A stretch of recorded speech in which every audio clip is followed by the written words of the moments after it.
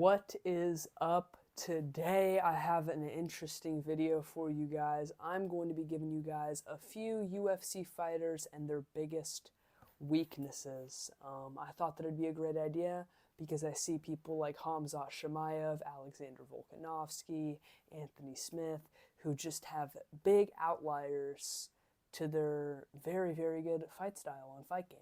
So I'm going to give that to you guys today. And I want to say thank you very much for all the support that I got in the last video. By far the most views, most attention I've ever got on a video. And I'm going to be giving you guys the best possible content that I can make. And I hope you guys enjoy this video. I'm going to get right into it. So the next fighter the first fighter that I wanted to talk about was the one and only Khamzat Chimaev, who has probably some of the worst stamina management I've ever seen in my entire life as an MMA fan. Some of the worst stamina management ever. He is the best fighter in the first round. Countless finishes. And he straight up 10-8'd Usman. And he dominated Gilbert Burns in that first round. He 10-8'd Usman in the first round. I mean, God, that is impressive, dude. That is absolutely impressive. He took Usman's back. Who else can take Usman's back? He's probably the most dangerous grappler in that first round ever. Straight up the most dangerous grappler ever in that first round. I've never seen a better offensive grappler than Khamzat Chimaev in the first round. But literally every other round that he fights ruins his legacy. Straight up ruins his legacy. And he's out here trying to call out Sean Strickland. If you fought Sean Strickland, it would be the worst beating ever after the first round.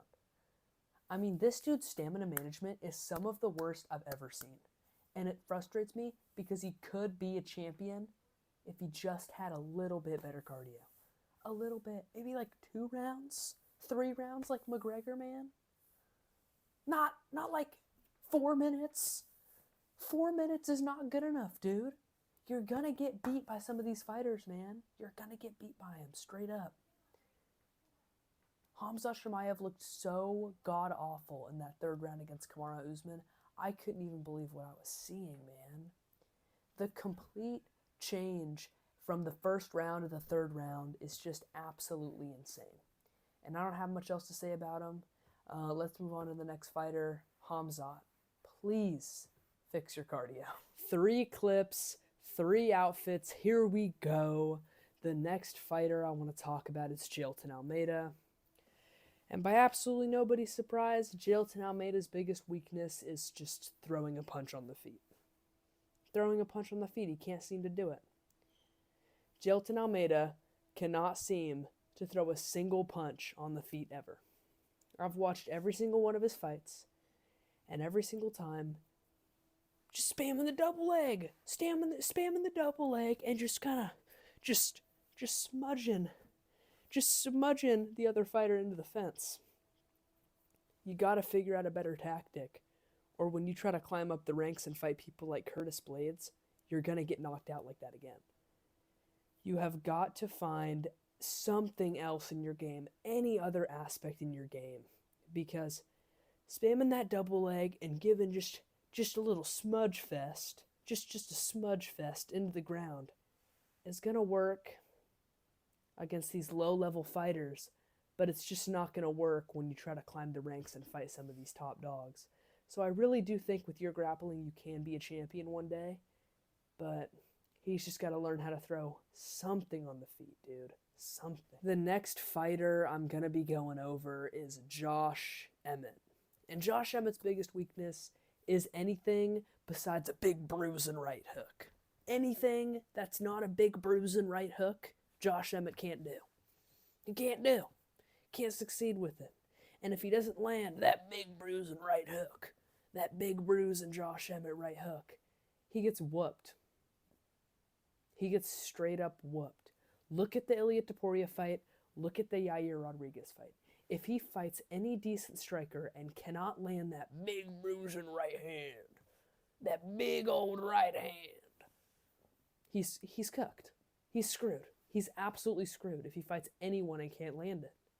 And it's like, dude, God, I get it. You have straight up the best. You have the best big bruising right hook in the game. Josh Emmett. If this was a big bruise and right hooks contest, Josh Emmett would be the winner. But unfortunately, it's mixed martial arts, and Josh Emmett has to learn another aspect to his game because a big old bruise and right hook is not going to send you to the very top. You can knock out some no-chin bums, some no-chin, barely ranked bums like Bryce Mitchell. But if you want to go up and fight for an interim belt like you did, or fight the champion like you did, a big bruise and right hook.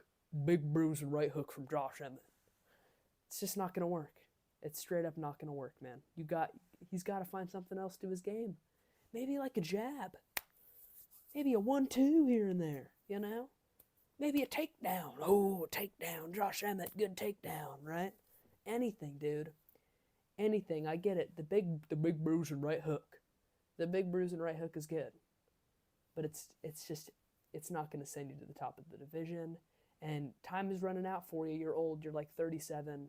You got to find something else. Final fighter I'm going over in this video is Yair Rodriguez. And Yair Rodriguez's biggest weakness is fighting anyone who tries to shoot a takedown on him. Any single person, and I mean any single person who shoots a takedown on Yair Rodriguez will succeed. Even Max Holloway, dude. Even Max Holloway sat there and mauled you on the ground. Sat there and just smudged you. Just smudged you into the ground, man. I mean, please work on your takedown defense, dude. Because any person that Yair Rodriguez fights who tries to shoot a takedown on him succeeds always. Always they'll succeed. So, but once Yair gets that takedown defense settled, he's going to be a UFC champion. He's going to be a UFC champion. But the problem is time is running out. Time's running out for Yair Rodriguez. But if he can just work on his takedown defense, he will straight up be a UFC champion. He might be the best striker in that featherweight division. He's an absolutely insanely masterful striker. He just cannot defend a takedown to save his life. But once he gets that handled, I honestly think he might challenge for that belt once again.